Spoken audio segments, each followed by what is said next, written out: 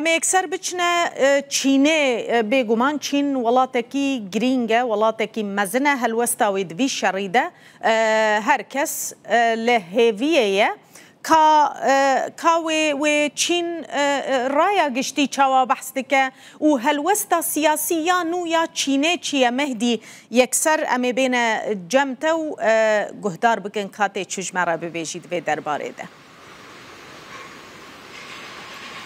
هەوی دار سلااوان لێبێ چین لە سەرەتای ئەم جەنگەوە نیگەرانی دەربڕیەوە بە قوڵیش هەروە دژی ئەم جەنگەیە و داوای ئاگربەز دەکا کۆتاجار ئەوە بووە پەیوەندی یعنی وەزیری دەرەوە پەیوەندی بە هەردوو لا کردووە دواتر شی جینپینگ لەگەڵ ڤلادیمیر پوتین قسەی کردووە بۆی نێوەندگیری بکەن ئێستا چین ئەمڕۆ کە ئێستا من قسە دەکەم پێش نیو کاژێرە وەزارەتی دەرەوەی چین ڕایگەیاندووە لە هەوڵە دیبلۆماسی و تێکۆشانە دیبلۆماسیەکانمان بەردەوام دەبین کەنەڵی ڕاستەوخۆمان لەگەر هەردوو لایەن هەیە بۆ هێورکردنەوەی دۆخەکە و کۆتایی پێهێنان و ئاگربەستی ئەم شەڕە چونکە هیچ لە بەرژەوەندی چین نییە لە هەواڵەکانی پێشتریش باسم کردووە ئەگەر بێت و ئەم شەڕە بەردەوام بێ چین ئێران لەدەست بدا ئابوووریەکەی ئێران زۆر کاریگەری لەسەرەوەی چینەیە چونکە ڕۆژانە ملیۆنێک و 700 هزار بەرمیل نەوت لە ئێرانەوە ڕاستەوخۆ دەکرێت بە $10 بۆ $11 کەمتر لە بۆرسە و بازاری نێودوڵەتی ئەمە ئابوووریکی گەورەیە بە تەنیا نەوت خۆی قەبارەی ئالوگۆڕی نێوان چین و ئێران زیاترە لە $80 ملیار لە ساڵێکە کە ئەمەز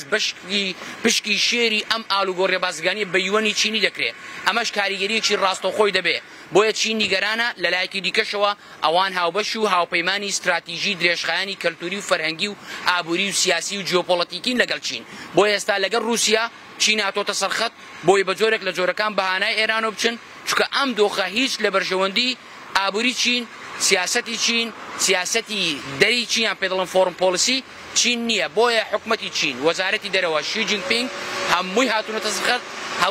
هەوڵی دیبلۆماسیش بەردەوامە کە تا ئێستا من قسە دەکەم پێش نیو ساعتێکشە وەزارەتی دەرەوەی چین بە توندی هاتۆتە سەرخەت دەڵێ دەبێ ئاگربەس بکرێ ئێمە لە هەوڵە دیبلۆماسیەکانمان بەجددی بەردەوامی لە هەردوو لایەن هەروە یەک بابەتی دیکەت بۆ باسکەم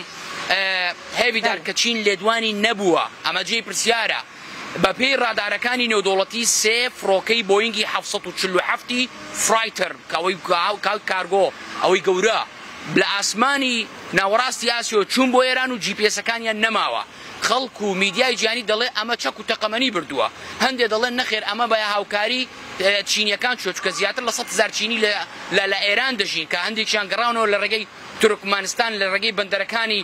لازی و نەردوز و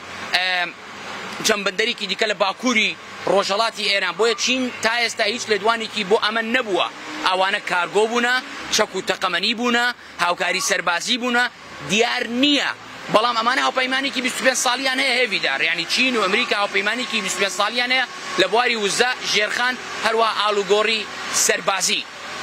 بەڵێ گەلێکی سپاس مەهدی فەرەج توژە چینێ لەگەل مەبوو